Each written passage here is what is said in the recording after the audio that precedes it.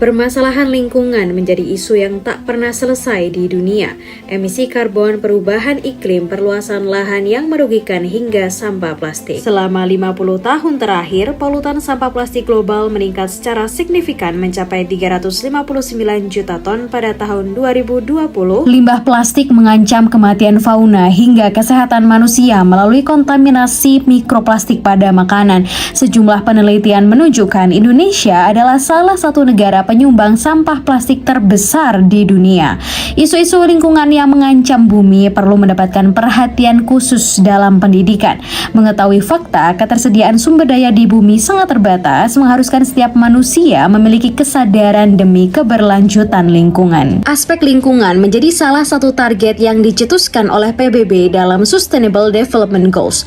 Pendidikan lingkungan mampu berperan untuk meningkatkan sikap, nilai, pengetahuan setiap individu agar terdorong untuk berkolaborasi melakukan aksi sinergis untuk mengatasi permasalahan lingkungan. Bentuk pembelajaran adaptif untuk mengatasi permasalahan ini dikaji dalam artikel berjudul Konstruksi Bahan Bekas sebagai Media Pembelajaran untuk Menjawab Isu-isu Lingkungan. Adapun metode yang digunakan adalah kajian literatur naratif review dilakukan dengan pencarian artikel pada portal jurnal online. Kemudian digunakan kata kunci pencarian loose part in education, frugal learning, environment problem, dan juga lainnya. Hasil pembahasan yang pertama ialah bahan bekas sebagai media pembelajaran dan juga teknik pemanfaatannya. Media pembelajaran tidak terbatas pada penggunaan alat digital namun dapat berasal dari lingkungan seperti bahan bekas.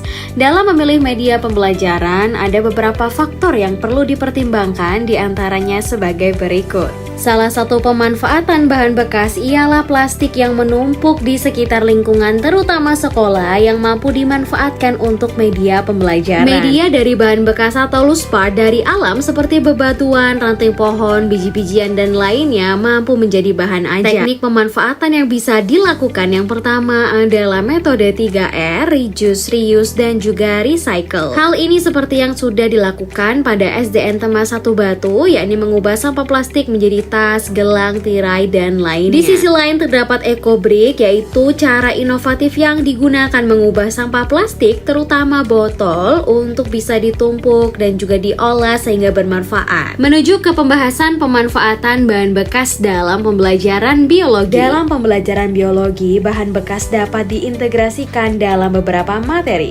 Berdasarkan hasil angket respon siswa, pembuatan media pembelajaran dari bahan bekas pada pembelajaran biologi menghasilkan angka 83,3% dari 30 siswa, yang berarti mudah dalam memahami materi sistem pernafasan. Sementara itu, materi lain yang bisa diintegrasikan seperti virus, bakteri, struktur sel, jaringan hewan, hingga ekologi. Sekarang mari kita bahas personalisasi belajar untuk menangani isu-isu lingkungan dengan bahan bekas. Pemanfaatan bahan bekas dalam pembelajaran merupakan salah satu bentuk sistem pembelajaran adaptif. Pada dasarnya, adaptif berarti menyesuaikan dengan subjek belajar, sehingga personalisasi menjadi salah satu pengalaman yang bisa dilakukan. Pemanfaatan bahan bekas sebagai media pembelajaran juga memenuhi konsep personalisasi. Konsep personalisasi tersebut bernama a whole person personalization. Yang pertama adalah orientasi conforming learner. Maksudnya adalah pembelajar bergantung pada sumber yang tersedia di lingkungan. Sementara untuk performing learner,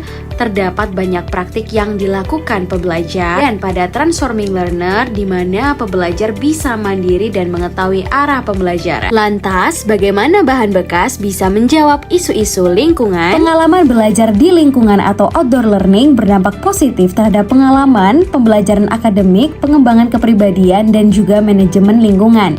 Di samping itu, terjadi peningkatan dalam ketekunan, kemampuan pemecahan masalah, kemampuan berpikir kritis, hingga bekerja dalam tim. Nah, nantinya dari hal ini akan mempromosikan sikap atau koneksi emosional yang tumbuh dari siswa terhadap lingkungan, dan pada gilirannya nanti akan mendorong pada perolehan pengetahuan lingkungan, kemudian menumbuhkan ide-ide dari kontak secara langsung dengan lingkungan yang pada akhirnya menghasilkan penyelesaian permasalahan dari lingkungan tersebut. Kajian artikel ini masih memerlukan lebih banyak penelitian berbasis eksperimen untuk membuktikan keterkaitan antara penggunaan media pembelajaran loose part dalam pembelajaran.